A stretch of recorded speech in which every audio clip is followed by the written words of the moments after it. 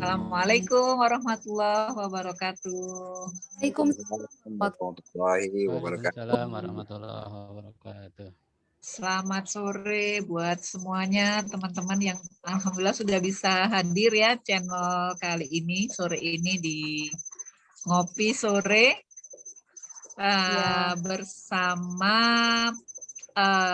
rencananya ini Mbak Sofi Balkis ya yang hari ini insya Allah akan menjadi narasumber kita sore hari ini. Tapi ditemani juga oleh saya, Sofi Beatrix, dan Mbak Nina Hermina dari Kampung Hening. Oke. Bunda, terima kasih. Bunda yang membuka acara malah jadinya ya.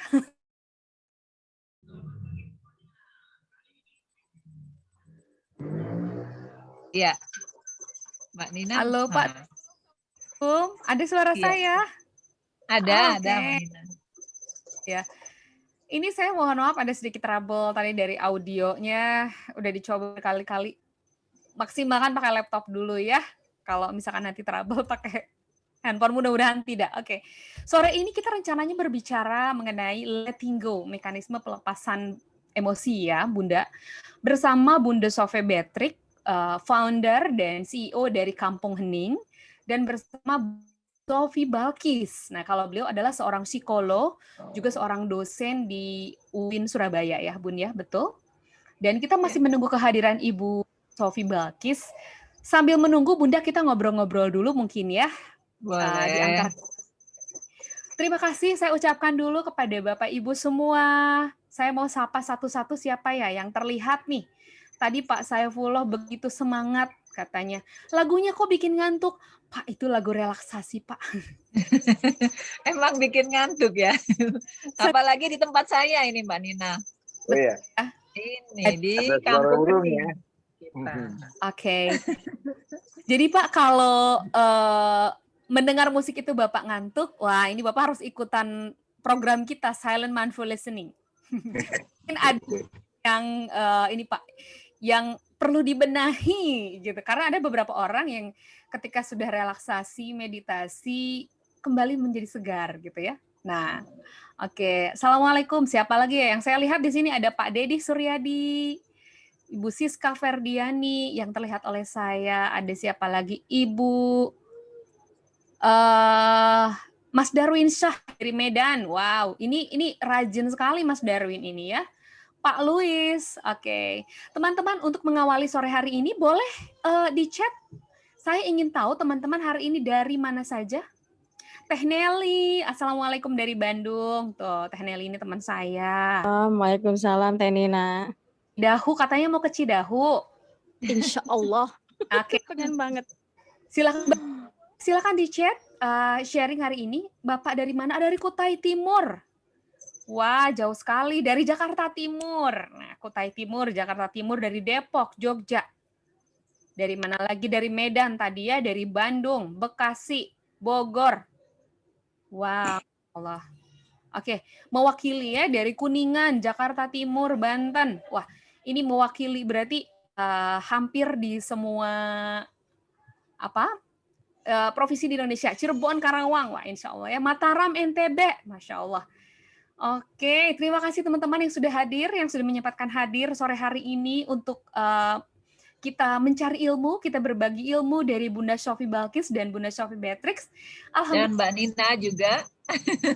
Dan dari saya, nanti kita berguru kepada Bunda Sofi Balkis ya. Saya didampingi Bunda Sofi dan Bunda Sofi. Alhamdulillah telah hadir di tengah-tengah kita Bunda Sofi Balkis. Beliau adalah seorang psikolog dan juga seorang dosen. Assalamualaikum Ibu, selamat sore. Sore, waalaikumsalam warahmatullahi wabarakatuh. Kayaknya dipanggil Mbak aja, Mbak. Oh gitu. Biar sama kita.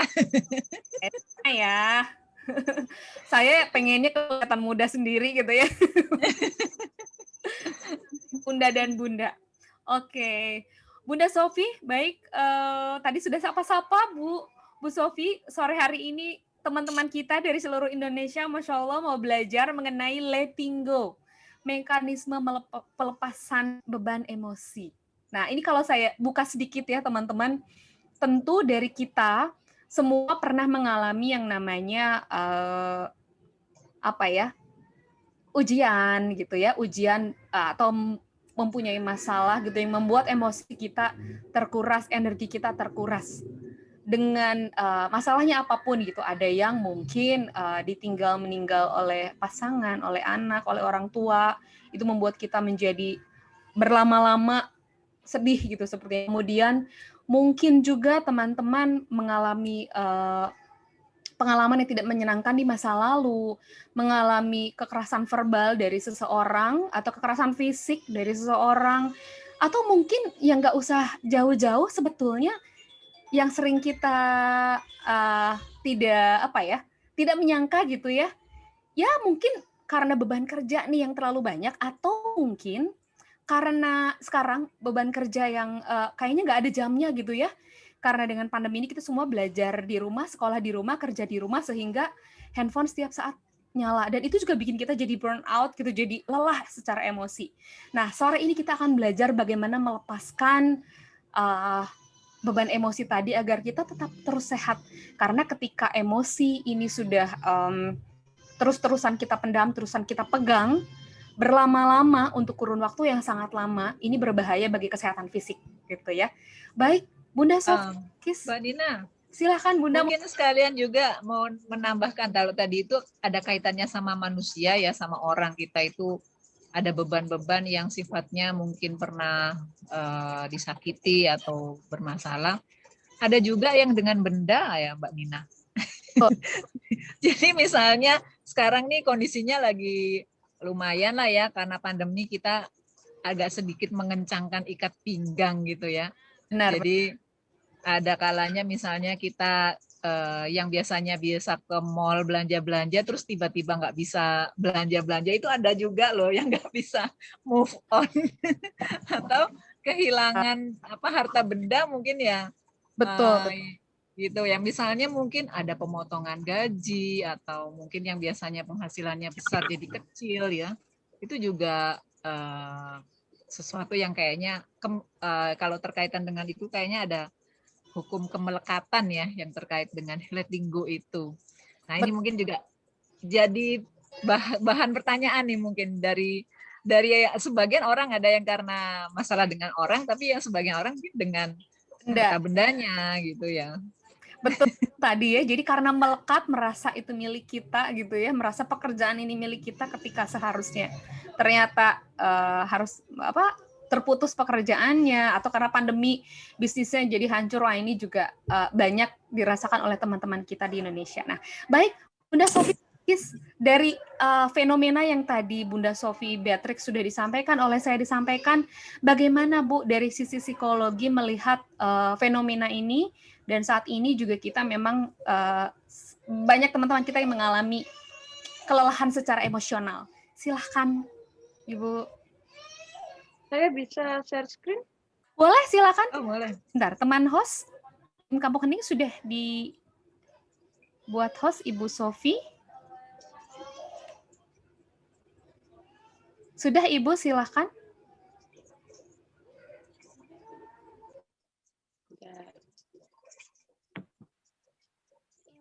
Apa lagi ya? Enggak, yang lain ada yang tadi share? Enggak bisa, sebentar. Kacamata. Tadi ada yang share kah? Enggak ada. Jatuh. Oh. Bisakah Mbak? Coba. Starting share screen will stop other participant. Berarti tadi ada yang share. Oh. Nggak bisa, Mbak? Not yet. Oke, tak coba. Bisa. Ya, bisa ini. Nampak ya. Jadi sorry, ini spesial buat apa? Kok kaku gini ya? Bentar. Ini spesial buat balik lagi. Iya. Ya. Sip. Ya. Spesial buat Kampung Hening, tak buatin PPT. Wow, keren banget. Baik, Surprise. terima kasih buat undangannya Bu Sofi dan teman-teman tim dari Kampung Hening ya. Selamat sore, Assalamualaikum warahmatullahi wabarakatuh. Waalaikumsalam warahmatullahi wabarakatuh. Ya, topik yang menarik letting go karena saya juga menekuni healing gitu ya. Saya menekuni terapi healing itu memang substansinya pada ini pelepasan gitu ya. Tadi sudah disinggung oleh Bu Sofi, baik juga di broadcast-nya ya. Memang letting go itu terkait dengan kemelekatan, terkait dengan hasrat gitu. Tadi saya sudah diperkenalkan ya. Saya Boleh psikolog, kenalan saya lagi. kebetulan, saya kebetulan jadi tim Puspaga di DP5A Pemkot Surabaya. Jadi Puspaga itu pusat pembelajaran keluarga di tidak semua kota punya gitu ya, karena itu programnya KPPA. Kemudian saya jadi Wakil Ketua Asosiasi Psikologi Positif Indonesia untuk Jawa Timur. Saya juga jadi anggota pengabdian masyarakat di pengurus pusat API Asosiasi Psikologi Islam. Saya terlibat training untuk CTC terapi dan self total healing. Dan saya saat ini menjadi ketua Yayasan Kreativitas Membangun Indonesia. Jadi ketemu nih sama Bu Sofi itu di sesi pelatihannya KMS gitu ya. Baik, kalau awalnya saya belajar terapinya gitu ya, kemudian dalam proses saya berkembang gitu ya, memberdayakan diri, akhirnya ketemu pada satu substansi ilmiah, satu substansi keilmuannya. Jadi saya dapat nih dari buku ini. Jadi kalau dulu belajar secara praktisi dulu, akhirnya ketemu nih basic knowledge-nya tentang letting go ya. Penulisnya adalah David Hawkins ya. Beliau seorang dokter yang menekuni bidang terapi gitu ya. Bukunya banyak banget gitu ya. Yang terkenal adalah Power and Force gitu. Nah, jadi materi kita sore ini banyak membedah isi bukunya gitu ya. Dan nanti saya beri tips untuk teknik pelepasannya. Nah, itu gambarannya dari apa yang saya sampaikan. Saya punya waktu berapa menit, Bu Sofi?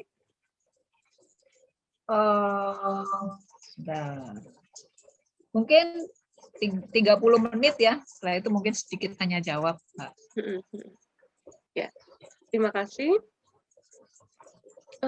Tadi disinggung ya, di pandemi ini ternyata juga banyak problem gitu ya. Problem yang kita punya hasrat macam-macam gitu ya. Nah, hasrat itu memang mengarah pada ketidakpuasan, kurang atau kurang cukup ya, merasa kurang gitu ya, belum cukup gitu ya, dan merasa harus punya gitu ya. Ini satu hal yang manusiawi sebenarnya ya, gitu ya. Karena kita dituntut untuk punya achievement, kita dituntut untuk punya produktivitas, kita dituntut untuk punya beberapa material sebagai model hidup. Nah, seringkali juga kita merasa nggak mampu. Beberapa dari kita merasa nggak mampu ikhlas, nggak mampu melepas sedihnya, nggak mampu melepas mungkin rasa marah, benci, kecewa. Jadi rasa itu digenggam. Ini cerita teman saya ya. Suaminya meninggal dan sudah 3 bulan, 4 bulan ketemu saya, kemudian dia bilang, ketika dalam forum itu mesti ada orang yang mengucapkan duka cita, ada orang yang selalu mengungkit atau ya memang karena perhatian ya, menyebut nama suaminya, menceritakan sesuatu dan sebagainya. Lalu dia bilang, aku tuh tiap kayak gini ya, tiap ada orang ketemu kalau di forum, gini nih kalau mengingatkan aku pada suamiku gitu, aku tuh ikhlas gitu. Aku tuh ikhlas suamiku itu dipanggil Allah gitu ya, Allah tuh cinta sama suamiku. Tapi kalau begini tuh aku sedih lagi gitu. Aku jadi nangis lagi gitu. Terus aku gimana supaya nggak sedih lagi gitu. Terus saya diam gitu ya. Terus saya pastikan dia memang minta saran saya sebagai teman atau sebagai profesional. Kemudian pelan-pelan saya bilang, Mbak, aku paham. Sampean itu udah bisa ikhlas, suaminya Mbak itu meninggal. Tapi ada yang belum Mbak ikhlaskan. Apa itu? Ada yang belum Mbak lepaskan. gitu. Apa? Ya rasa sedihmu itu sampean pegang terus kemana-mana, gitu loh. Sehingga ya ingat terus ya, sehingga kebawa terus gitu. Jadi yang harus dilepaskan adalah rasa sedihnya. Pelepasan keikhlasan suaminya menghadap Sang Pencipta itu sudah dilakukan. Tapi rasa sedihnya itu digandoli, orang Jawa bilang itu dicowok, digenggam gitu ya kan. Nah, lalu ada juga orang yang merasa aku tak akan bisa. Aku tak akan bisa kaya, aku tak akan bisa punya prestasi, aku tak akan bisa pergi ke luar negeri dan sebagainya. Nah, ketidakmampuan keputusasaan ya, belum apa-apa sudah apatis ya, itu dipertahankan juga gitu. Nah, itu adalah satu sumber masalah juga gitu ya, sehingga kita perlu belajar teknik pelepasan. Nah, di sisi lain juga ada yang takut dengan bayangannya sendiri. Loh, aku tuh kayak gini waduh aku gak bisa, waduh aku itu kok masih gini begitu, banyak gitu ya. Ini akhirnya membuat ketakutan yang gak realistis gitu ya. Belum apa-apa sudah takut duluan gitu ya. Misalkan, ayo kita buka usaha, misalkan masa pandemi ini ya, ayo buka usaha. Usaha apa gitu ya. Saya pernah dapat konseling untuk layanan sejiwa 119 itu, sudah kepikir buka usaha. Iya, usaha apa? Jualan. Terus apa yang sudah dilakukan? Ya nggak mungkin bisa jualan. Wah, siapa yang mau beli gitu? Orang nggak memikirkan kalau aku jualan siapa yang mau beli di masa pandemi gitu. Jadi sudah buntu duluan gitu ya. Ketakutan itu muncul nggak realistis itu ya. Padahal peluang itu banyak gitu ya. Nah itu sudah takut duluan gitu ya. Nah seringkali juga ketika kita mengalami emosi itu kita menekan, di-repress gitu ya. Di-repress atau ditahan gitu. Jadi kalau mau nangis gitu ya, wis jangan nangis. Nah itu berarti di-repress. Kalau nangis tapi sudah keluar air mata tapi diempet gitu ya, diempet itu ditahan. Jadi nggak sampai keluar semua. Nah itu juga akhirnya jadi ini problem ini, ketegangan pada otot, leher, sakit kepala dan macam-macam sampai gangguan pencernaan kan. Sehingga topik ini menarik karena ketika kita punya problem tadi hasrat ya, atau justru malah merasa nggak mampu, nggak pede gitu ya, apatis, lalu juga menahan emosi, itu juga larinya ke fisik gitu. Nah, kemudian pelepasan letting go itu memang kita harus lakukan secara tiba-tiba gitu ya, sehingga tekanan batin itu bisa terlepas gitu. Sehingga kalau lepas itu rasanya lega. Kenapa? Karena kita setiap hari itu menenteng kemana-mana segepok perasaan, perilaku, keyakinan yang terakumulasi tadi. Gak bisa mengakui duduk bakul. Aku ini nggak pernah jualan, aku nggak bakat, aku nggak punya riwayat keluarga jadi penjual. Wah itu sudah perasaan nggak mampu gitu ya. Lalu juga dia laki-laki yang terbaik, dia suami yang tercinta. Aku tidak ada yang bisa menggantikan dia, aku tetap mencintai dia, aku merasa kehilangan dia dan sebagainya, itu dipegang terus gitu ya. Nah, kalau di ekstrim, wah benci, dendam, tambah ekstrim lagi tuh. Pokoknya dia harus mati, dia harus. Saya kemarin beberapa minggu yang lalu itu konseling anak SMP ya. Dia waktu kecil itu dibully, bukan dibully ya, di violence sama pembantunya. Dan yang keluar adalah kalau ketemu mbak itu tak bunuh gitu. Jadi di SMP terus sudah ada ide untuk membunuh dan itu tidak mungkin pikiran itu muncul tiba-tiba saat konseling ya. Nah itu sebuah perasaannya tuh muncul terus gitu. Nah jadi ini ilustrasinya ya. Jadi kalau kita membawa sampah emosi kemana-mana gitu ya, coba dia ditaruh gitu ya. Nah ilustrasi berikutnya kayak ini, gambar kupu-kupu yang dibuka gitu ya, ditoples ya, kupu-kupu di dalam topi lalu dilepas, lalu di background saya background ini seperti melepas balon gitu ya. Wow. Gambarnya mah kelihatannya gampang, tinggal dibuka lepas gitu ya, tinggal balon yang dipegangi lalu dilepas gitu ya. Nah yang perlu kita perhatikan adalah sebenarnya sejatinya sifat jiwa itu mencari pembebasan dari rasa pain gitu ya. Jadi jiwa itu nggak mau pain loh, gitu. Jadi kalau kita belajar ilmu terapi itu ada dua pasang sifat jiwa ya, pain and pleasure. Jadi jiwa itu menghindari pain dan ingin mendapatkan pleasure gitu ya. Nah, jadi ya benar memang jiwa itu ingin mendapat kebahagiaan lebih besar. Jadi sebenarnya jiwa itu nggak mau tertekan, nggak mau sedih terus, nggak mau bawa dendam kemana-mana gitu. Nah, dengan memperhatikan atau dengan kita melepaskan gitu ya, kita mencoba untuk letting go, itu sebenarnya kita ini bermain atau bekerja di 4 level. Pertama fisik, ya toh. Tadi saya singgung psikosomatis loh. Kalau kita itu bawa beban emosi. Kedua perilaku, gitu ya. Nah, pada beberapa emosi akhirnya kita menjadi tidak semangat, kita menjadi orang Jawa bilang lentruk. Apa ini orang Jawa Barat bilang ya? Loyo. Enggak loyo, sebenarnya dia nggak capek, tapi ya nggak semangat gitu ya. Nah, kemudian hubungan antar pribadi ya. Kalau kita bawa emosi negatif itu ya, akhirnya hubungannya menjadi tidak ada kasih sayang. Maunya nyerang terus, agresi. Lalu level spiritualitas dengan melepaskan emosi, sebenarnya kita mau mencapai kedamaian, kepuasan, sukacita dan kebahagiaan. Nah, ini tadi ya, ini berapa kondisi stres ya. Jadi kalau emosi terus-menerus itu kan akhirnya kita jadi stres ya, karena beban yang tidak mampu kita kelola dengan baik gitu ya. Nah, ini. Jadi supaya tubuh kita sehat nih gitu ya. Jadi goal kita belajar letting go hari ini adalah supaya kita sehat nih. Sehat apa? Pikiran dan tubuh gitu. Nah, prosesnya adalah apa yang kita yakini atau yang ada dalam pikiran kita itu yang membuat kita sakit gitu. Membuat fisik kita sakit. Nanti saya terangkan ada teknik dalam kinesiologi ya, tes kemampuan otot, kekuatan otot, sehingga kita tahu kalau sebenarnya kita punya negative feeling, negative emotion, itu otot kita lemah. Dan ketika otot lemah gitu ya, maka kemampuan yang lain melemah, misalkan pernafasan ya, pengambilan oksigen dalam tubuh, kerja paru-paru, kerja jantung dan sebagainya itu juga lemah gitu. Ya, ini biar cepat ini saya lewati, bisa dibaca sendiri nanti. Nah, kemudian dengan mekanisme pelepasan ya,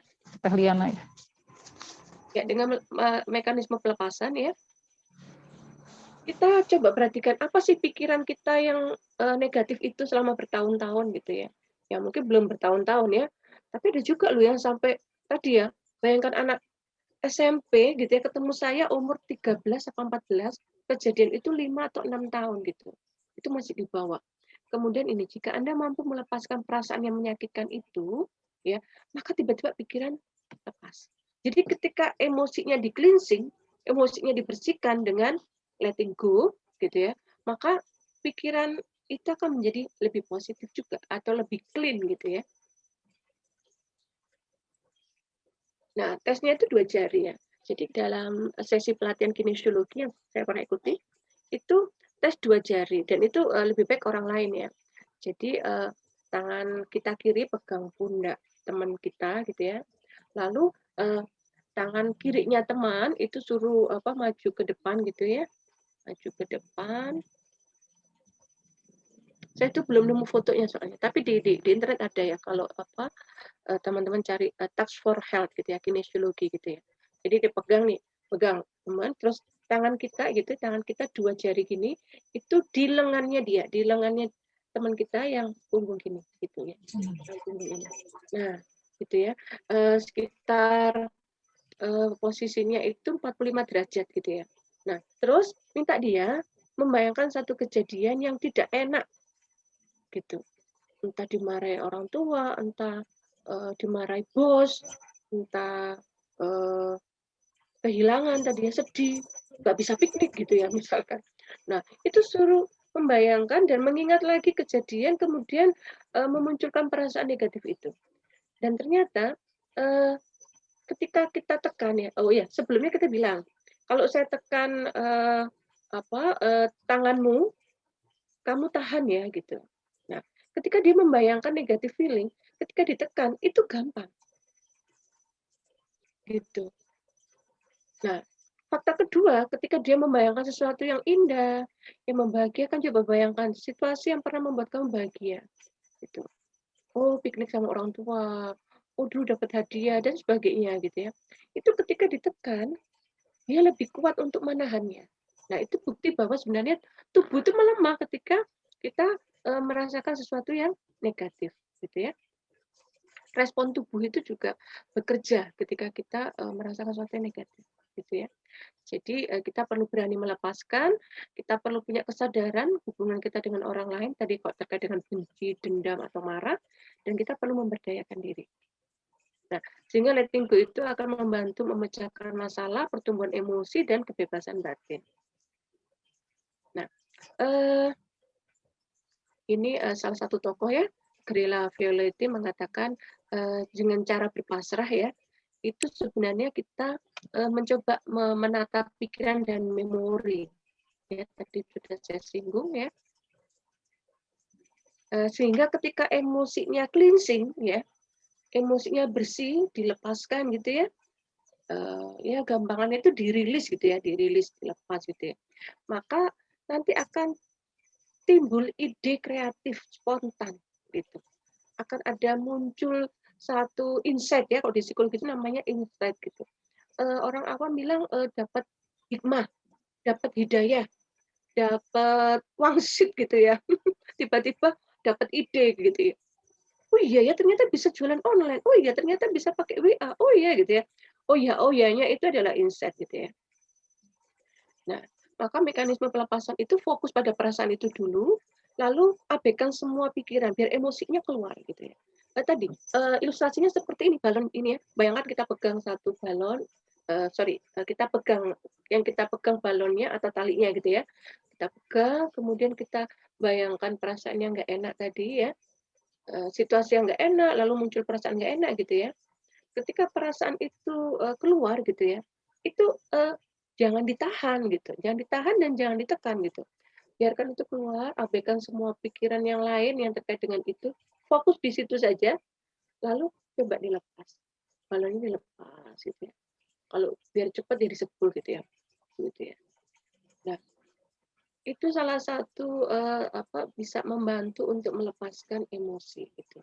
Teknik lain itu bisa dengan clapping ya. Kalau di CTC, Creative Trauma Cleansing dengan Pak Jumala Muntasan foundernya itu di clapping, ditepuk-tepuk dengan fokus pada perasaan itu gitu ya.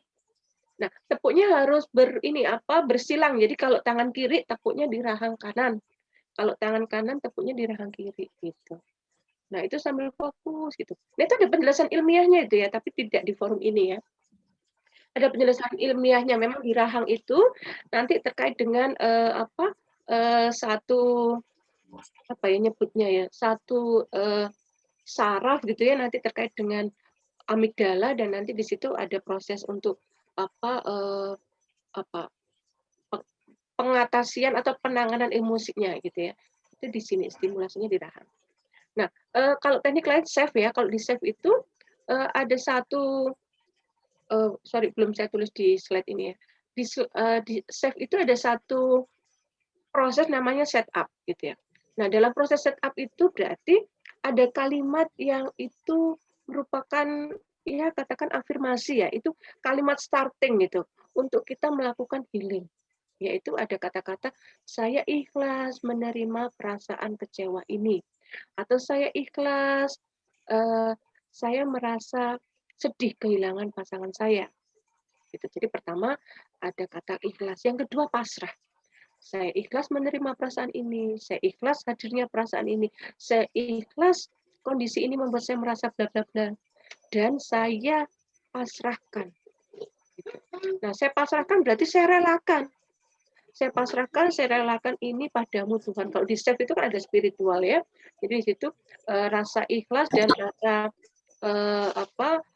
kerelaan ya. Kerelaan itu diserahkan pada Tuhan gitu ya. Baik. Nah, ini terkait dengan tadi ya, thought ya. Jadi sebenarnya perasaan kita yang tadi negatif-negatif itu karena thought kita, pikiran kita gitu ya. Kemudian Nah, ini tadi ya, penegasan lagi pikiran ditimbulkan oleh emosi ya. Baik. Kemudian, nah ini. Selama ini kan kita mengatasi masalah emosi tadi ya dengan ditekan atau justru diekspresikan. Jadi kalau marah ya ngomel-ngomel atau misuh-misuh gitu ya. Atau kalau anak muda ngetrek gitu ya, ngebut gitu ya. Gitu ya. Atau pintu keras roar gitu atau mecah barang itu ekspresi. Ada juga dengan pemasrahan. Nah, ya ada juga pelarian diri gitu ya, minggat gitu ya. Atau ya sudah nggak pulang atau apa mengambil jarak gitu ya, itu pelarian diri sebenarnya gitu ya. Tapi nah yang kita akan lakukan, yang tadi kita bicarakan ya, beberapa teknik tadi sudah saya sampaikan adalah pemasrahan. Nah ini tadi oleh Hawking ya, ada pengujian otot ya. Justru kalau kita punya emosi positif, coba aja ya nanti ya, coba praktek sendiri ya. Jadi minta orang lain menekan gitu ya. Ketika kita merasakan positif itu otot kita lebih kuat gitu. Makanya korban-korban kekerasan ya, saya juga nangani anak-anak korban kekerasan seksual ya. Itu semakin dia menjadi korban, tubuhnya mengkerut loh. Tubuhnya mengecil, menciut gitu. Kan wah kalau tubuhnya melebar, jalannya apa dadanya apa terbuka begini itu kayak nggak punya beban kan. Jadi semakin dia punya beban itu badannya mengecil gitu, menciut gitu ya. Makanya orang sakit kan akhirnya gitu ya. Orang yang sakit itu punya beban emosi, kepikiran gitu ya. Nah, ini ada satu tips juga ya, kalau mau melepaskan tadi emosi, itu perlu juga memperhatikan ini, serenity prayer. Memang kita itu kadang tidak bisa mengubah sesuatu. Ada saatnya kita harus menerima sesuatu yang tidak bisa kita ubah, ya. Dan kita harus berani untuk mengubah sesuatu yang bisa kita ubah. Dan kita perlu bijak ya, di antara memilih mana yang bisa kita ubah, mana yang harus kita terima. Ini kayak setiap apa namanya gitu orang Surabaya bilang gitu ya. Wis trimo ngono wae gitu ya. Nah, kemudian kalau terkait dengan duka cita ya, penting ini ya, tidak ada yang abadi ya, tidak ada yang abadi. Ya. Lalu kedua, kemelekatan tadi sudah disinggung ya. Kemelekatan itu bisa dengan seseorang, dengan materi gitu ya.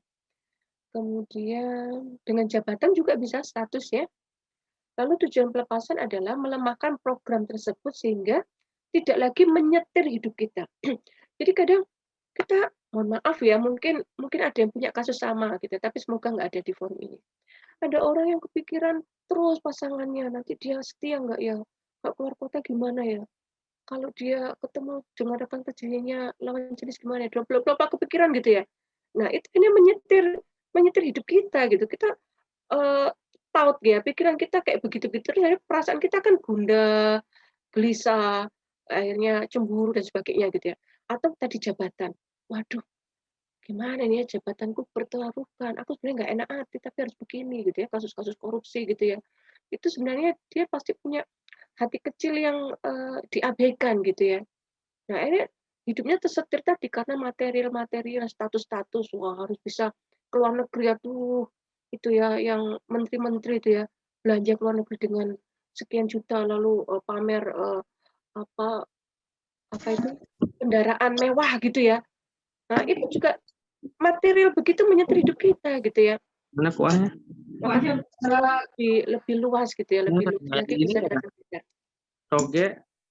Oke, itu tadi ya terkait dengan material status itu ada kebanggaan gitu ya. Akhirnya kita perlu melepaskan itu ya. Kemudian yang penting juga adalah kerendahan hati gitu ya. Ya wis status apapun, jabatan apapun, pekerjaan apapun, materi apapun, saya dengan rendah hati menerima ini gitu ya. Jadi gak glamor gitu ya, nggak apa namanya tidak oportunis lalu tidak apa namanya borju gitu ya. Itu juga perlu sikap kerendahan hati gitu ya. Sehingga kepasrahan itu adalah damai gitu. Terus gak kepikiran suamiku seperti apa, istriku seperti apa gitu ya. Oh, ada lagi satu teknik. Salah satu teknik pelepasan yang bisa dilakukan adalah membayangkan jadi ya seperti istilahnya itu objek imagery ya, membayangkan misalkan ini terkait dengan hubungan suami istri ya. Kita bayangkan hubungan suami istri itu seperti tali. Jadi kita bayangkan gitu ya, lebih baik dengan pejam mata biasanya akan lebih kuat gitu ya, bayangan itu ya. Kita bayangkan seperti ada tali itu terserah kita nanti. Kita mau talinya itu tali rafia, tali tampar, tali apa, kayak talinya kapal yang gede atau apa gitu, kita bayangkan ada tali gitu ya. Nah, tali itu terikat. Jadi ikatan itu adalah ikatan kita dengan pasangan. Misalkan kalau ini tadi ya, nggak bisa melepaskan tentang tadi, kecemburuan sama pasangan atau kemelekatan, wah suaminya mau mohon maaf ya, mau nikah lagi misalkan gitu ya. Itu bayangkan, eee, tali yang sangat kuat gitu ya. Kemudian dengan keberanian kita harus mencari sesuatu, entah gunting, entah cutter, entah pisau, untuk memotong itu. Itu ada guru saya dulu yang ngajari psikologi positif ya, transpersonal ya. Jadi dia melepas ikatan dengan pasangannya itu, dia bayangkan untuk memutus tali itu. Ketika dia membayangkan untuk mencari benda, lalu mencoba memutus itu butuh perjuangan luar biasa. Bagaimana cara aku melepas ini gitu ya? Karena kemelekatan tadi dipegang terus, diikat terus gitu. Ini dia del gini gitu. Nah, itu salah satu cara juga gitu, berani untuk melepaskan ikatan itu gitu ya. Karena segala sesuatu itu sebenarnya bukan milik kita ya, kalau sejatinya seperti itu. Nah, ini pasrah pada realita itu contohnya lain adalah orang-orang naik gunung gitu ya. Mendaki gunung itu pasrah. Terus jalan aja, udah jalan aja gitu. Nanti sampai di puncaknya gitu ya. Jadi kalau mau pasrah udah dilakukan aja pasrah terus, pelepasan terus gitu ya, dirilis terus gitu ya. Nah, sehingga nanti kita akan lebih sehat ya, bebas dari stres ya. Kenapa? Karena yang kita alami dalam hidup ini adalah ilusi. Jadi ya, pikiran khawatir dengan pasangan, pikiran khawatir dengan harta benda kekuasaan. Bisa juga dengan anak loh ya. Saya juga ngalami gitu ya, anak saya kalau sekolah, aduh gimana nanti kalau jatuh, kesandung atau kelempar bola dulu, soalnya saya waktu SD itu pernah kelempar bola voli, lumayan muka saya merah gitu ya. Lalu bagaimana kalau itu terjadi pada anak saya? Dan ketika saya khawatir kayak begitu, beneran anak saya cerita, "Aku juga pernah Mah, pernah itu bola gitu, bola futsal." Nah ini dia gitu, kalau ibunya punya vibrasi negatif kan ya, bisa kena anaknya juga gitu ya. Kekhawatiran itu jadi harus di cleansing gitu ya, kalau istilah di CTC dibersihkan. Nah, salah satu lagi teknik untuk melepaskan emosi adalah tertawa, gitu. Terapi tawa itu melepaskan emosi. Kenapa? Karena dengan tertawa itu menurut ini Bapak Norman Cousins mengurangi rasa sakit selama 2 jam. Efek anestesiknya, tertawa memiliki efek anestesis seperti itu, ya. Nah, jadi banyak sebenarnya cara untuk melepaskan emosi gitu ya. Ya lihat aja lawakan gitu ya. Jadi ada kakaknya temen itu kena kanker kan gitu. Nah, terus lihatnya tuh berita-berita serius, politik apa, terus saya usul, "Mbak, coba deh lihat itu yang lucu-lucu." Waktu itu Sule, sampai sekarang Sule. Coba lihat yang lucu-lucu Sule, terus dagelannya apa. Nah, apa nggak mutu? Oh ya, karena dia memang menganggap sesuatu yang lucu itu nggak mutu gitu. Jadi hidupnya serius terus gitu ya. Ya mohon maaf akhirnya karena tadi ya akhirnya dia nggak rileks gitu, orangnya nggak rileks, hormon bahagianya kurang mungkin ya, mohon maaf ya. Sehingga tertawa itu kan akhirnya endorfinnya keluar gitu ya. Sehingga dia nggak lagi sedih atau pain-nya rasa perihnya itu berkurang. Nah, itu sekian materi dari saya untuk pemantik diskusi kita. Oke. Terima kasih Bu Sofi. Ini saya dapat ilmu baru lagi nih, banyak nih teknik-teknik pelepasan emosi ya. Sebelum memulai pertanyaan, kita mau ketawa dulu, boleh nggak? Ayo ketawa.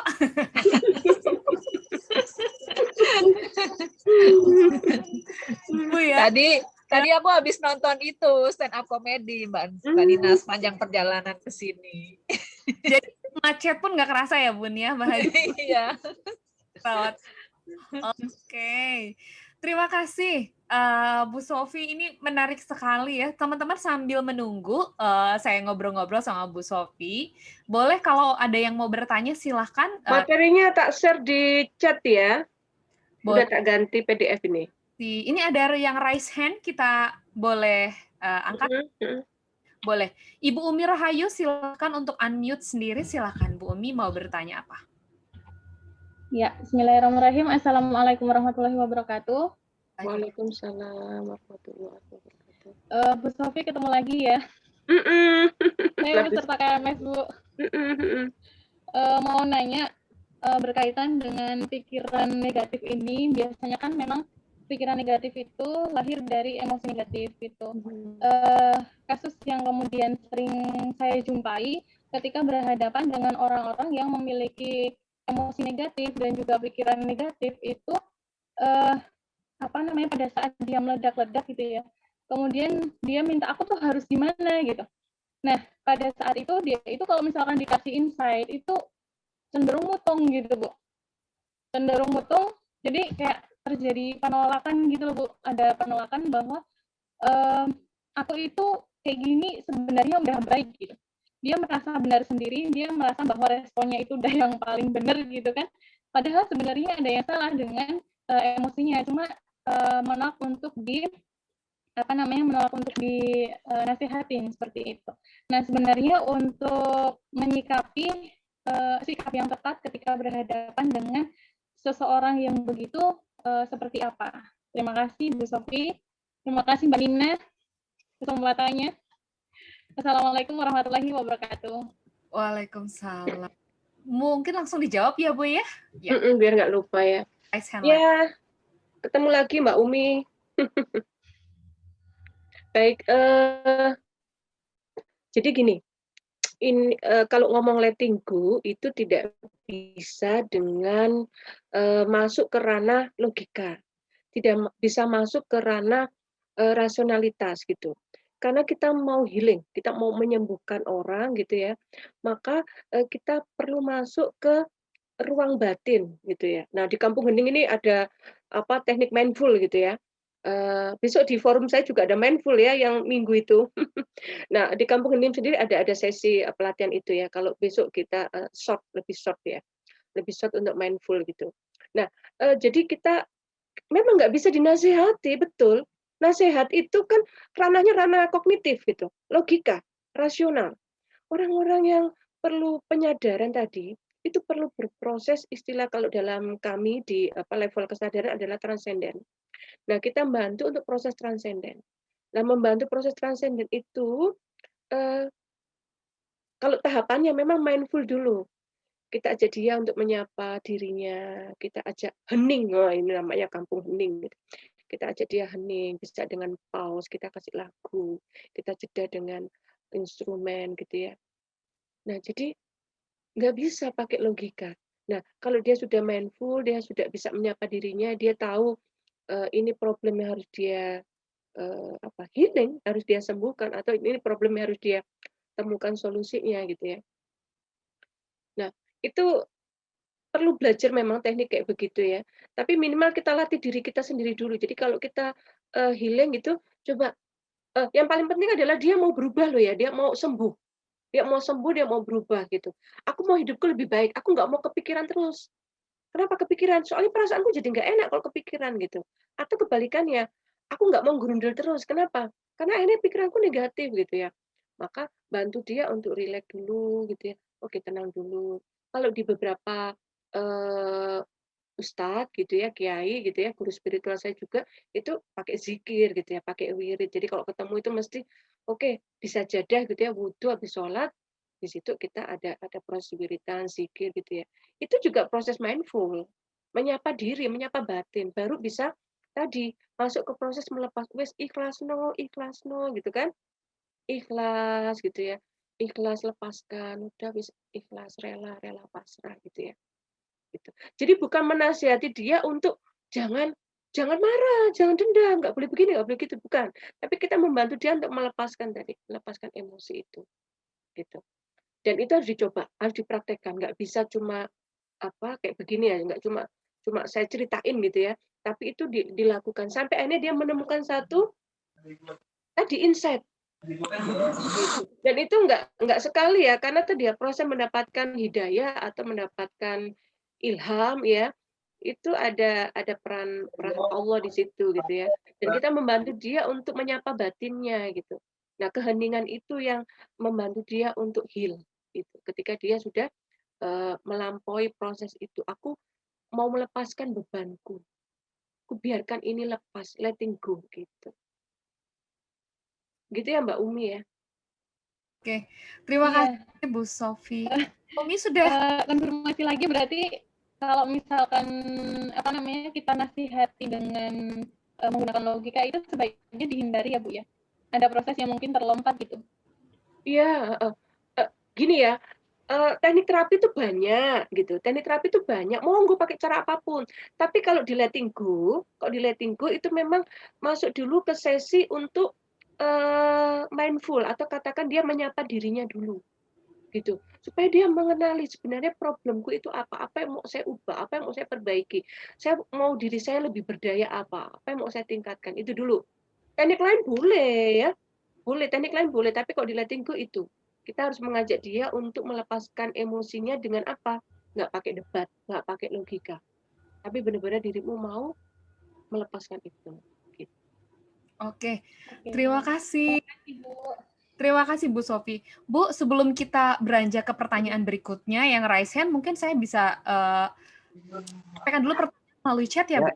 Oke. Ya, bisa. Pertanyaan adalah tadi, bagaimana menghadapi orang yang temperamental dan membuat kita menjadi emosi? Menghadapi orang yang temperamen, Bu. Berarti kita mau mengubah orang itu atau kita mau menyikapi diri kita? Nah,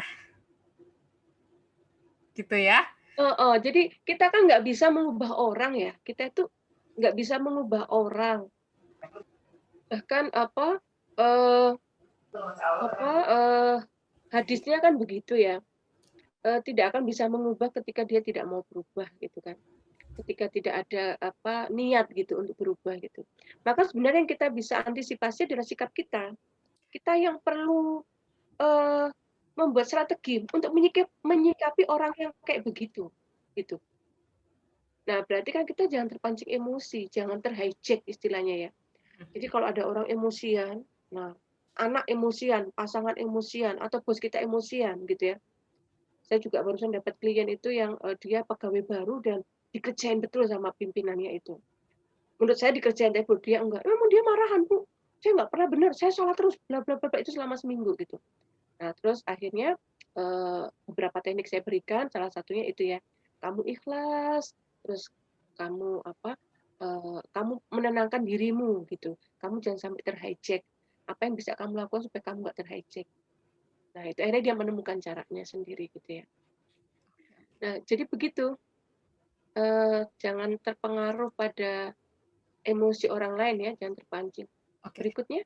Terima kasih Bu Sofi. Jadi kita pilih respon kita ya Bu ya. Jadi orang ya sudahlah kita nggak bisa rubah. Pertanyaan berikutnya adalah sudah berusaha untuk letting go.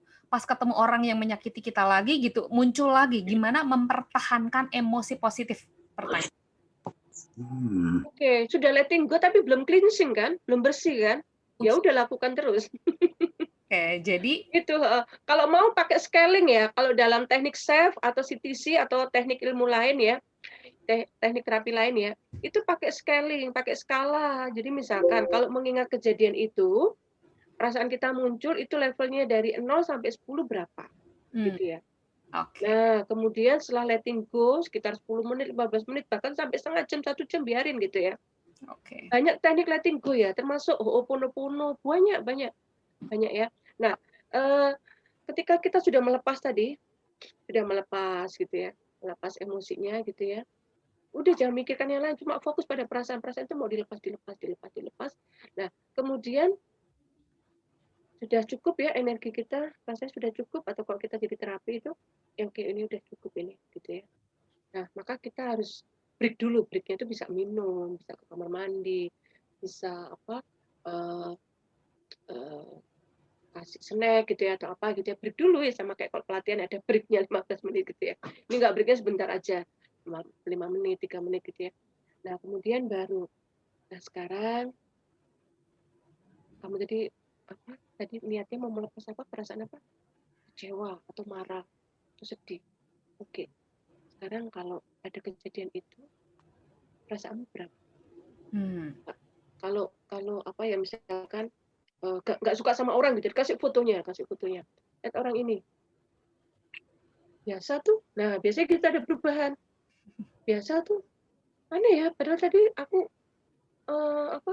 apa muak, lihat orang itu muak, rasanya mau muntah atau pengen tak ludahi gitu. Karena enggak tuh biasa aja gitu. Nah, itu biasanya ada perubahan gitu ya di scalingnya gitu. Oh, ini kayak yang itu kayak apa? Yang sekarang lagi ngetren ya Mbak Nina ya. Biasalah di TikTok ya. Iya, itu tadi Ibu Grace mudah-mudahan bisa menjawab ya Bu Grace. Jadi katanya pakai scaling coba ya. Nah, Bu, sebelum ke pertanyaan di chat, kita coba angkat satu ini lagi ya, yang raise hand ya, biar adil. Pak Saif, kan untuk unmute pertanyaannya. Ya. Bismillahirrahmanirrahim. Assalamualaikum warahmatullahi wabarakatuh. Waalaikumsalam warahmatullahi wabarakatuh, Pak. Ibu Sofi, kebetulan saya tuh tugasnya sebagai pengawas sekolah SMK. Ya, sekarang ini udah hampir setahun lebih ya kita memakai daring ya, online itu. Nah, sehingga menimbulkan kejenuhan baik siswa, guru maupun kepala sekolah dan tenaga pendidikan lainnya. Nah, sejauh itu saya khawatir nih, ketika nanti bulan Juni atau Juli sudah mulai tatap muka, sehingga mereka sudah sampai terjenuh. Nah, sehingga apa? Sehingga menurunkan produktif guru maupun pihak siswa. Nah, bagaimana nih menyikapi hal ini? Baik, Pak. Iya. Kalau problemnya jenuh atau bosen, dirilis, Pak. Dirilis atau di letting go. Gitu. Ya, dirilis atau di letting go. Nah, kemudian nanti akan ada ide baru. Ide baru supaya nggak bosen. Jadi seringkali kita hanya berfokus pada problemnya, problem bosennya. Tapi tahapan untuk melepas bosennya itu caranya supaya aku nggak bosen gimana? Atau supaya aku bisa melepas bosenku gitu ya. Melepas bosenku itu bagaimana caranya? Kan bisa dengan tadi ketawa, bisa dengan misalkan memasrahkan. Aku pasrah, aku ikhlas kondisi seperti ini dan aku pasrahkan bagaimana solusinya, bagaimana jalan keluarnya atau bagaimana terbaiknya gitu ya. Nah, sebenarnya letting go itu pasrah, Pak. Dalam konsep Islam itu letting go itu pasrah, Pak. Dalam proses pasrah itu harus ada ikhlas dulu, ikhlas menerima. Ikhlas menerima dan kemudian tak pasrahno ke Gusti Allah. Saya serahkan, saya rela, saya pasrahkan solusinya atau membaiknya kondisi ini. Nah, terus nanti dalam proses itu kalau itu terus-menerus diafirmasi ya, tiba-tiba muncul kok, Pak. Tiba-tiba muncul ide. Oh iya ya, berarti perlu teknik ini dalam dalam proses belajar. Inovasi pembelajaran atau misalkan apa gitu. Nah, maaf Bu, itu mungkin bisa pribadi ya masing-masing. Nah, saya ingin ada suatu program yang bisa merangkul semua sekolah, tidak hanya satu sekolah atau pribadi-pribadi. Nah, saya fungsi sebagai pengawas, tentunya banyak sekolah-sekolah yang saya hadapi. Nah, biar langsung ke semua sasaran kenanya Bu. Di nggak pribadi-pribadi gitu. Di program apa yang Pak itu sudah kognitif, Pak. Pak Saiful itu kognitif. Letting go itu bukan kognitif, Pak. Jadi kalau Bapak meminta solusi begitu, itu sudah program yang kognitif. Kalau kognitif pakai akal, Pak. Kalau letting go itu kan emosi, Pak. Problemnya di emosi. Jadi kalau problemnya adalah boring atau bosen, maka perlu satu teknik terapi healing gitu. Nah, teknik healingnya itu bisa dengan hiburan. Guru-guru kan juga butuh hiburan gitu ya. Butuh satu suntikan untuk membangkitkan hormon bahagia. gitu. Memang Pak, kalau pakai otak itu capek Pak, betul Pak. Jadi kalau belajar pakai otak itu capek Pak. Sehingga otak-otak yang ini ya, otak yang maksudnya yang untuk berpikir ya. Nah ada saatnya belajar itu kan dengan hiburan, dengan apa namanya fun learning gitu. Nah itu yang akhirnya mungkin perlu dijajaki. Kalau program itu nanti bahasnya panjang Pak, itu karena terkait inovasi pembelajaran supaya fun atau mengurangi bosan. Gitu. Tapi intinya ini tiap pribadi harus sadar dulu, aku mulai bosan nih. Kalau mulai bosan berarti dia harus rilis dulu. Harus pelepasan emosi dulu. Begitu, Pak. Oke. Baik. Terima kasih, Bu. Baik, terima kasih Pak Saiful, terima kasih. Bunda Sofi, bagaimana? Ini kan pertanyaan ada beberapa di chat, ada yang raise hand. Mungkin mohon maaf ya teman-teman, sebelum membahas pertanyaan, silakan Bunda mau menambahkan sambil saya menampilkan satu slide ya, boleh ya? Oke, Bunda mau menyampaikan sesuatu atau saya beranjak ke pertanyaan di chat berikutnya? Ya, mungkin karena ini banyak yang bertanya, Mbak Nina, boleh silakan lanjut. Atau mungkin ini ada cerita yang menarik sebenarnya kalau di Letting Go ini, menurut saya, story yang paling menarik itu ada ceritanya Mbak Nina sendiri. Mbak Nina itu punya pengalaman keren loh, Mbak Sofi. Bagaimana pelepasan ketika putrinya meninggal ya pada usia 2 tahun. Mbak Nina boleh cerita dong buat inspirasi. Kenapa jadi saya yang bercerita, Bu? Teman-teman, ada Bu Sofi, terima kasih ya. Ya, karena ini boleh deh saya cerita nih. Kan saya MC, Bun. Nggak apa-apa, kita sama-sama. Oke, baik. Jadi ini mungkin kaitannya dengan pertanyaan berikutnya tadi dari Bu Diana, katanya bagaimana caranya menerima takdir. Nah, ini mungkin dan merasa diri tidak berharga. Ini mungkin bisa sama dengan yang dirasakan. Jadi begini Bu Sofi dan teman-teman, putri saya itu meninggal usia 3 tahun 2018 gitu. Anak kedua perempuan, anak pertama saya laki-laki. Jadi saat itu rasanya saya lengkap gitu, merasa wah bahagia sekali tanpa program bisa dapat putri dan putra. Lengkap gitu, rasanya sudah bahagia. So far so good, saya tidak merasa ada yang salah dengan hidup saya. Tapi memang saya wanita karir, saya kerja waktu itu, ibu kerja. Memang ini yang saya akui, waktu saya di rumah tuh agak kurang ya, kalau secara waktu mungkin. Tapi saya berusaha tetap punya waktu-waktu khusus, menyempatkan untuk keluarga dan anak-anak. Nah, singkat cerita, anak saya didiagnosa penyakit tumor otak dan kemudian berkembang menjadi kanker. Dan anak saya dipanggil Allah di bulan Desember. Saya saat itu tidak merasa kayak nggak nyangka kenapa Allah menguji gitu kan. Ya walaupun kan kata orang, wah itu kurang iman mungkin gitu ya, itu kurang, wah nggak deket nggak apa. Ya ketika mengalami satu kejadian itu kayaknya ya saya sebagai manusia saya mengakui gitu. Langsung nggak berdaya pasti. Dan itu tadi awalnya kayak menerima takdir, kenapa anak saya yang sakit seperti ini kan.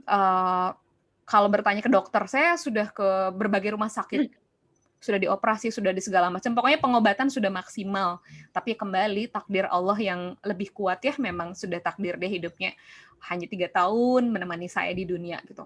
Itu berat Bu Sofi.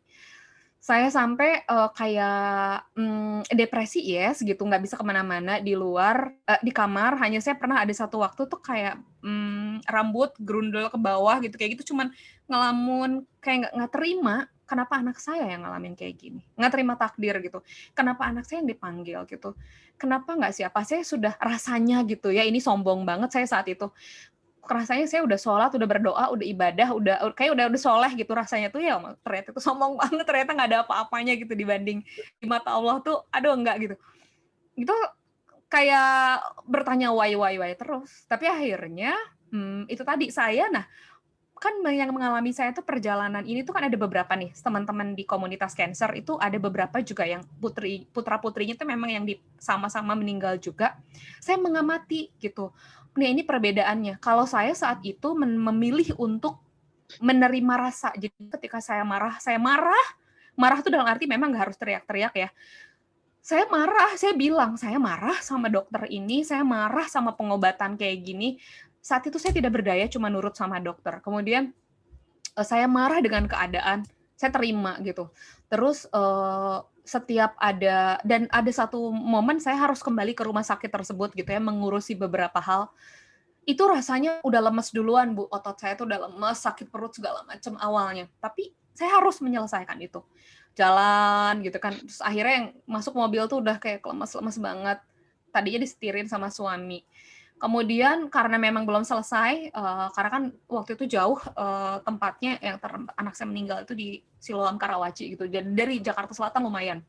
Akhirnya saya pelan-pelan sekali, 2 kali masih setirin, akhirnya saya sampai bisa sendiri. Karena apa?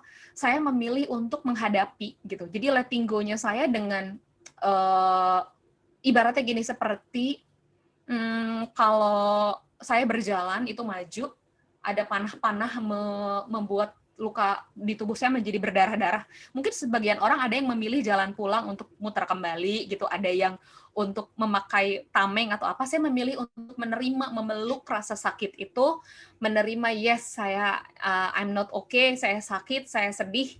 Tapi lama-lama perasaan itu jadi berkurang, Bu, gitu. Jadi berkurang, akhirnya saya bisa seperti sekarang, bisa sharing, bisa tersenyum. Dan setelah itu juga saya belajar ilmu-ilmu pengembangan diri, ilmu-ilmu healing. Ya alhamdulillah, Bu, sekarang saya bergabung di Kampung Hening juga bersama Bunda Sofi. Terus mengembangkan Kampung Hening insya Allah ya Bunda ya bersama-sama. Bahkan saya juga jadi berbagi, bisa membantu konseling juga untuk pengalaman yang sama. Itu pengalaman letting go saya mungkin ya. Saya memeluk rasa sakit saya menerima gitu. Mengakui, menerima, dan akhirnya tidak jaim. Kalau mau nangis aja gitu. Mau sedih aja. Kalau cerita kayak gini nggak bisa saya ketawa-tawa. Saya nangis di depan orang, nangis aja gitu. Saya sedih aja. Jadi saat itu kan saya ikut beberapa. Berapa tahun sedihnya? Sebentar. Sebetulnya emosi kalau berapa bulan? Nangis terus berapa bulan? 6 mungkin ya. 6 bulan. Nangisnya banget tuh 3 bulan lah mungkin ya. Karena emosi itu yang saya pelajari gitu. Sebetulnya 100 hari kan? Marah apapun gitu kan sekitar 3 bulanan. Mungkin sampai 6 bulan lah saya baru bisa beraktivitas normal lagi gitu. Sebelumnya tuh enggak, tapi saya hadapi, Bu, gitu. Saya mencoba hadapi. Itu Bu Sofi pengalaman saya. Terima kasih. Bagus itu. Keren. Jadi Mbak Nina sekarang udah ceritanya udah relax gitu, nggak ada beban. Ya, kembali. Ada pertanyaan lagi kan? Ada Bu, sebentar. Nah, itu tadi pertanyaan dari Bu Diana, katanya bagaimana cara menerima takdir bahwa dia janin yang cacat dan dia tidak bisa menafkahi keluarga, juga dia merasa diri nggak berharga, merasa tidak berharga. Ini nggak tahu ya, kalau pengalaman saya dulu, kalau perasaan tidak berharga terus-terusan itu mengakibatkan satu penyakit tertentu ya Bu ya. Mungkin dari Bu Sofi silakan menyampaikan dulu, menjawab pertanyaannya. Baik, soal takdir ya. Jadi kalau Mbak Nina kehilangan putrinya 3 tahun, saya kehilangan putri saya 5 bulan. Jadi karena sakit lalu meninggal. Dan saya itu marah sama Tuhan. Saya diuji, sudah keluar uang banyak, areknya mati gitu. Sama. Aku dapat apa gitu. Terus mengeluarkan uang banyak, anaknya mati gitu. Itu saya marah sama Tuhan gitu. Marah banget gitu. Itu terus saya nangis terus 3 bulan gitu. Akhirnya baru bisa terima bahwa ternyata saya naik level gitu. Naik level itu artinya dan ketemu ayatnya ya, ketemu ayatnya gitu. Anakmu gitu, anakmu itu adalah perhiasan dunia gitu. Dan sebaik-baik amalan itu ketika kita bertakwa gitu kan. Jadi bukan soal kehilangan anak, tapi sebenarnya ketakwaan kita untuk menerima takdir itu. Nah itu akhirnya saya baru dapat ilham gitu. Oh ya berarti ada yang lebih berharga dari sekedar anak, yaitu ketakwaan kita sendiri gitu. Nah, itu pengalaman saya. Jadi untuk menerima takdir seperti itu ya. Jadi rasanya kita perlu takwa. Kalau dalam spiritual itu ketakwaan kita itu adalah sebenarnya menerima takdir itu. Jadi kita itu hamba, kita itu hanya hamba Tuhan aja. Kita itu tidak bisa memilih takdir gitu. Kita mungkin bisa bisa berdoa, berharap gitu ya. Tapi sebenarnya ujung akhir dari usaha kita itu kan kehendak Tuhan, itu haknya Allah, bukan hak kita gitu ya. Bukan hak kita gitu. Jadi ya kalau mungkin anaknya cacat gitu ya, ya Allah saya ikhlas, saya terima kondisi ini karena saya tidak bisa memilih yang lain. Saya tidak mampu, bukan kemampuan kita untuk menghendaki yang lain atau memilih yang lain atau menentukan yang lain. Gitu. Saya ikhlas menerima takdir saya ridho. Nah, kata lain dari pasrah adalah ridho.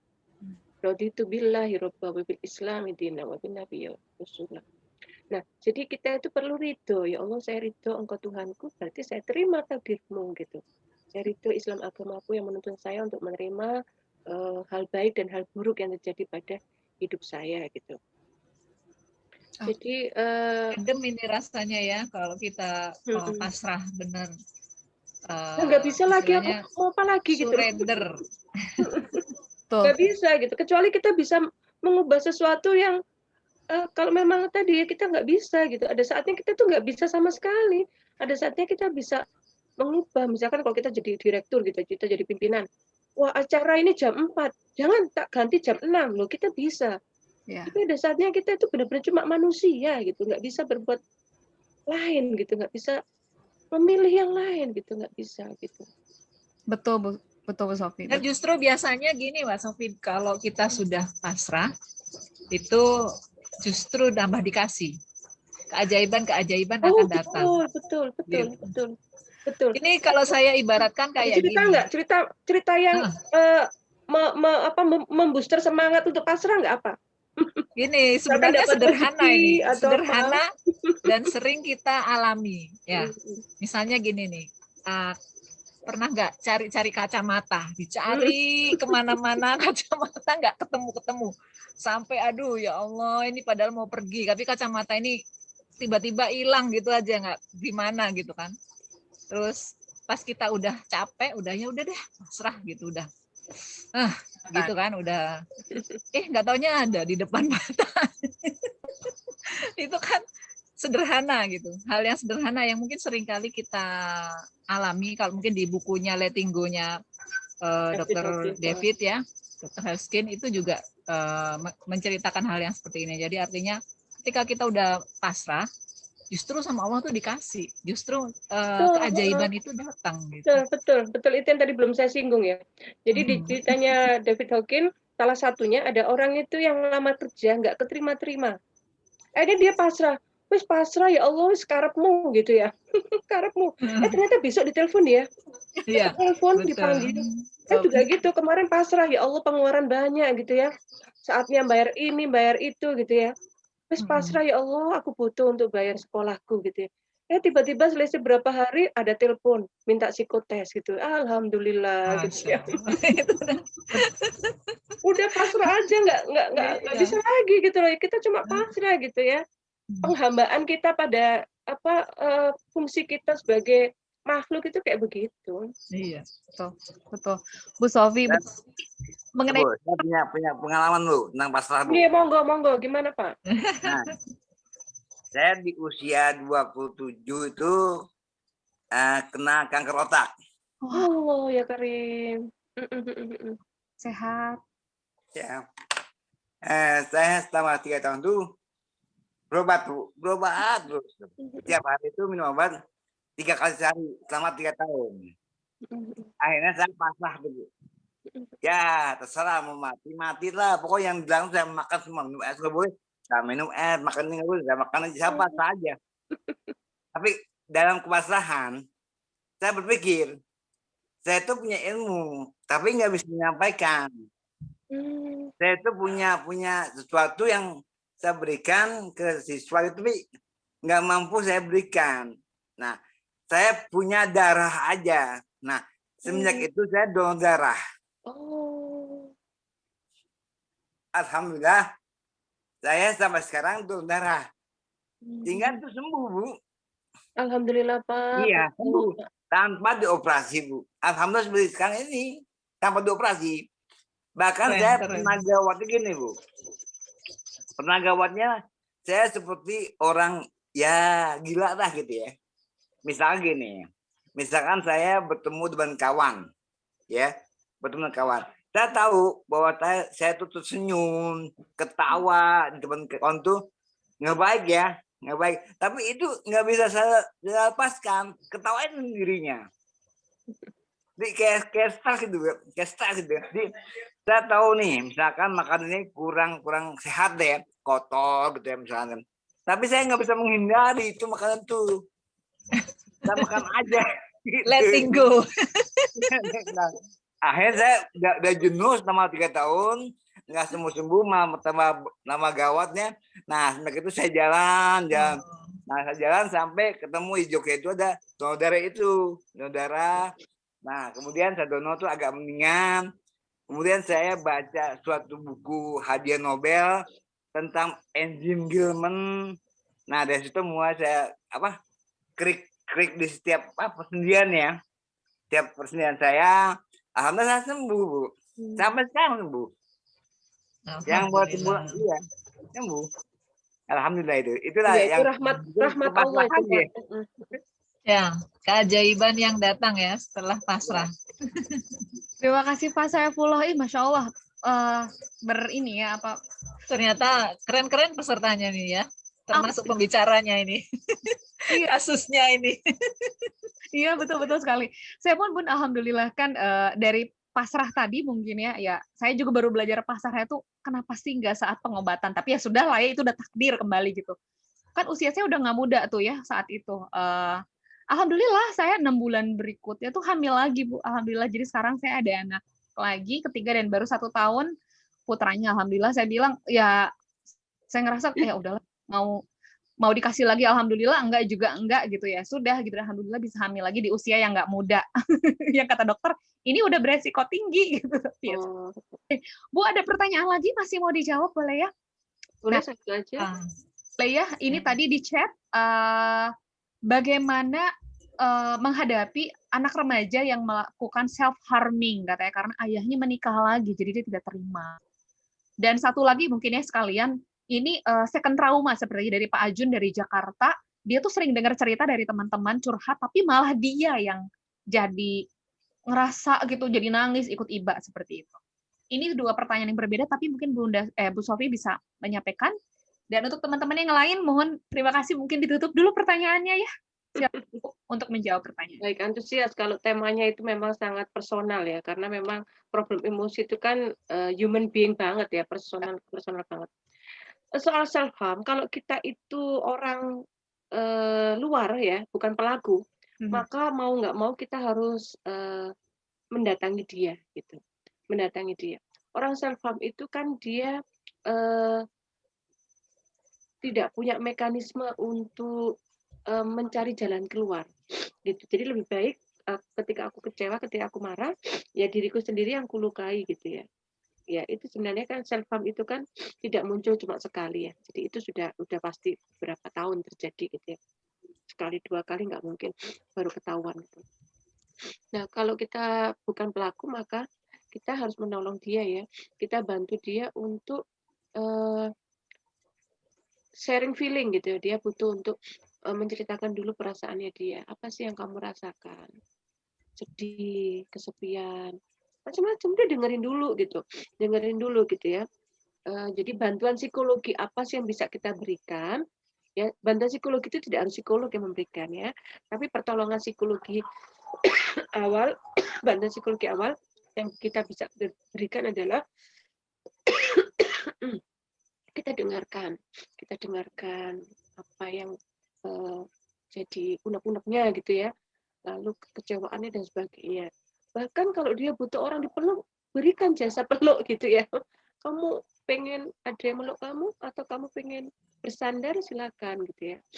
Nah, kalau khawatir lawan jenis ya diatur lah, mungkin perlu ada pihak lain atau dia perlu bawa boneka gitu biar dia meluk bonekanya gitu ya. Lalu dengarkan gitu ya. Dengarkan lalu cari tahu dia sebenarnya butuh apa. Kalau dia sendiri di rumah, berarti kan dia butuh teman. Maka sarankan dia untuk bertemu anggota keluarga yang lain. Coba misalkan kamu ketemu sepupumu, kamu tinggal sama budemu, atau kamu apa ya? Jadi dia jangan sendiri, ya jangan sendiri. Harus cari support system untuk membuat dia tidak melakukan hal begitu lagi, gitu. Terus ya tidak bisa ya kita otomatis langsung, bukan otomatis, tidak bisa kita ujuk-ujuk langsung. Kamu harus menerima kondisi orang tuamu. Kamu harus menyayangi dirimu, masa dirimu kamu lukai, nggak bisa. Gitu. Nggak bisa kita ngasih nasihat kayak begitu. Tapi kita perlu tadi ya, pelepasan emosi itu kan satu pintu masuk, bukan satu pintu masuk, itu adalah pintu masuk pertama. Gitu. Pelepasan emosi adalah satu pintu masuk pertama, setelah itu akan terbuka pintu-pintu yang lain. Gitu. Misalkan dia akan mendatangi ayahnya, atau dia ingin tinggal bersama ayahnya, atau dia ingin tinggal dengan siapa dan siapa gitu. Jadi yang paling penting dalam self harm itu adalah dia mengetahui bahwa ada problem emosi dalam dirinya dan emosi itu harus dilepaskan. Yang kedua keamanan ya, dia perlu punya rasa aman. Nah, kita bantu cari support sistemnya. Rasa aman itu bisa dipenuhi kalau dia tinggal sama siapa, atau dia mendapat pelukan ayahnya, maka kita perlu konseling ayahnya gitu. Kita ajak ayahnya untuk membicarakan masalah anaknya. Lalu satunya apa tadi? Setelah self harm, satunya second trauma sepertinya ya. Jadi Pak Ajun ini sering dicurhati oleh teman-temannya. Jadi dia malah yang kepikiran gitu. Kena pasir hisap ini kayaknya. Pasir ini harus belajar di Kampung Hening ya, Bu. Bu, nggak boleh. Ya, idenya nggak boleh ya, tapi memang seringkali itu terjadi ya. Nggak bolehnya memang begitu. Saya pernah dulu jadi satu tim untuk hotline di Surabaya ya. Hotline Surabaya itu salah satu tesnya itu. Jadi ada satu pertanyaan yang kita itu tidak boleh sampai emosi. Jadi kita tetap bukan netral juga ya. Pokoknya kita tidak terbawa emosi. Apa sih namanya, lupa aku. Jadi ada satu pertanyaan yang membuat kita itu harus tidak sampai terbawa emosi, tidak sampai larut gitu ya, tidak sampai larut. Kita paham emosinya, tapi kita tidak sampai merasakan. Jadi kita cukup empati saja. Saya paham perasaanmu, tapi nggak perlu sampai simpati, dan kita nggak perlu sampai larut. Maka caranya, ini salah satu teknik ya, dulu saya ikut family therapy oleh trainer saya itu diberitahu. Jadi ketika kliennya pulang, maka yang dilakukan adalah cuci tangan. Tangan, basuh muka, dan dia mengizinkan dirinya untuk melepas. Saya izinkan diriku dengan mencuci tangan, kita mencuci muka. Kalau kita mau sampai membasuh kaki nggak apa-apa gitu ya. Saya izinkan hal-hal tadi yang apa istilahnya vibrasi, hal-hal yang tadi yang bisa mempengaruhi saya izinkan untuk lepas. Saya lepas saja. Sudah sama cuci tangan. Jadi cuci tangan itu adalah satu ritual untuk meng-cleansing supaya kita nggak punya pengaruh negatif atau pengaruh dari emosi yang itu sebenarnya bukan terjadi pada kita gitu. Itu terjadi itu pada teman-teman relawan. Jadi curhatnya teman-teman konselor dari Fatayat kemarin saya ngisi kelas mereka itu mereka kepikiran, sakno anaknya begini begitu, aduh kasihan dia dipukuli, bla bla bla, aduh gak bisa bayang deh emak gimana, aduh kalau di rumah gimana gitu kan, terbawa begitu kan. Nah itu yang perlu kita cleansing ya, kita perlu membersihkan diri dari sesuatu itu udah ilusi kita gitu, karena bisa jadi kenyataannya nggak seperti segitu juga gitu ya, karena tiap orang tuh punya kemampuan survival gitu ya, kemampuan survive. Oke. Itu Ibu mungkin bisa menjawab nggih. Ya, terima kasih Bu Sofi. Nah, teman-teman yang mungkin tadi kan sudah disinggung sedikit mengenai seperti Bu Sofi bilang. Nah, ini harus mindful dulu tadi ya. Nah, Bu Sofi sekalian ya boleh kami memang program. Ada satu program di Kampung Hening namanya Silent Mindful Listening. Ini teman-teman bisa mengikuti kelas offline nanti 25 sampai 27 Juni. Ini 3 hari, Bu. Kita akan belajar mindfulness ada 9 teknik yang nanti akan kita pelajari. Dan menariknya di sini, Bu, selain tadi kita belajar skill 9 skill mindfulness tadi, kita puasa bicara, Bunda. Kita puasa bicara, kita puasa gadget. Selama ini kan gadget itu menjadi satu hal yang nggak pernah terpisahkan dari diri kita. Nah, nanti kita coba deh rasakan. Tanpa gadget 3 hari, tanpa bicara 3 hari, Masya Allah. Yang tadi permasalahan-permasalahan yang dihadapi tuh kayak luruh dengan sendirinya gitu. Ilham tadi dari Allah dan segala macam tuh mudah lebih terdengar. Karena mungkin selama ini kita berisik ya. Ya, karena hening, kita harus hening menyapa diri kita, batin kita. Betul. Kita terlalu berisik dengan pikiran. Dan di sini kita mencoba untuk diajak untuk hening sejenak betul-betul. Karena kalau ketika hening, ternyata suara Allah tuh lebih terdengar gitu. Karena selama ini kita berisik sekali kepalanya, selain cuman mulut berisik kepala, dan ini pun tuh membuat berisik gitu ya handphone. Nah, tapi bagi teman-teman yang mungkin saya nggak berani dulu Mbak untuk ketemu offline, nah ada solusinya. Kita juga ada e-course-nya. Ini belajarnya teknik dasar. Jadi teknik dasar mindfulness itu mindful breathing dan mindful walking. Ini bisa dibeli, maksudnya dipelajari, jadi teman-teman bisa diulang-ulang di rumah, ditonton terus gitu.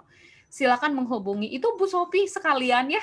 Nah, bagi teman-teman yang mungkin tadi memang ingin belajar terapi, karena tadi pendengar kita itu saat ini Bu Sofi ada juga teman-teman terapis, teman-teman trainer tadi saya lihat, ada juga konselor tadi dari beberapa, mungkin mau menambah ilmunya bagaimana kita belajar hipnoterapi dari aliran Ericksonian bersama Pak Asep Hairul Ghani. Ini yang terdekat sekarang 27-28 Maret. Jadi ini bagian pengayaan dari sekolah konselor Bu Sofi. Jadi di Kampung Hening tuh ada sekolah konselor juga. Kami diasuh oleh Pak Asep Hairul Ghani. Ini pengayaannya adalah hipnoterapi dan inner child. Nah, inner child ini kaitannya untuk teman-teman yang mungkin punya luka batin masa kecil. Kita akan healing di sini, kita belajar teknik-tekniknya agar luka batin masa kecil kita itu tidak dilanjutkan ke anak kita, ke generasi kita. Cukup terputus rantai lukanya di kita saja, ya Bu ya, karena itu mempengaruhi kepribadian kita. Dan satu lagi bagi teman-teman tadi di sini peserta kita banyak yang konselor juga, banyak yang trainer juga, ingin menambah ilmunya menjadi seorang konselor, agar tadi kayak Pak Ajun nggak kena pasir hisap. Gimana caranya kalau dicurhatin orang itu suka kita malah yang jadi pusing, jadi bingung. Nah, ini ikut sekolah konselor di Kampung Hening, dimulai 3 Juli 2024 untuk batch 4. Itu aja Bu yang ingin saya sampaikan. Kalau bingung, belum sempat capture, hubungi nomornya di 0811 7900 77. Oke.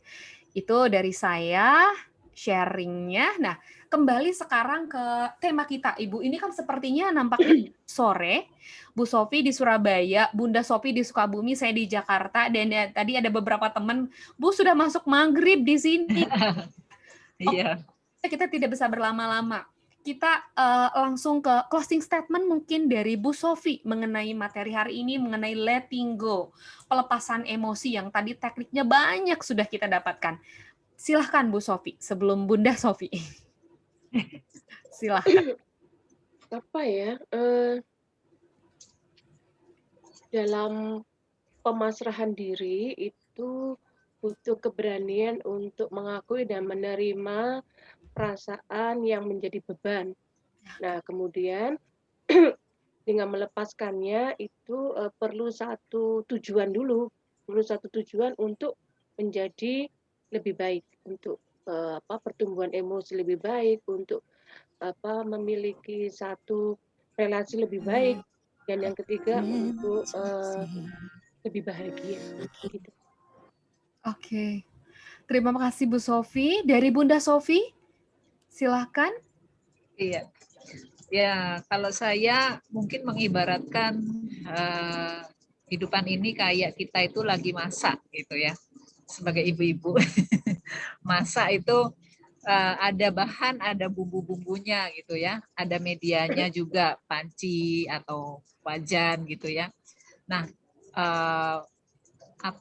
bahannya itu mungkin adalah seperti misalnya contohnya daging. Daging itu sebenarnya adalah menurut saya mungkin sebuah masalah yang disajikan oleh Tuhan dalam apa ya, sesuatu yang sebenarnya itu bahan masak gitu, tapi kalau dimasak sendirian tuh nggak enak, rasanya hambar gitu kan. Nah, maka gimana caranya supaya itu menjadi enak, menjadi lezat? Masakan itu tadi, daging yang masalah itu tadi harus dikasih bumbu-bumbu, harus dikasih bumbu-bumbu, letting go, keikhlasan, harus dikasih bumbu-bumbu apa, berbagai macam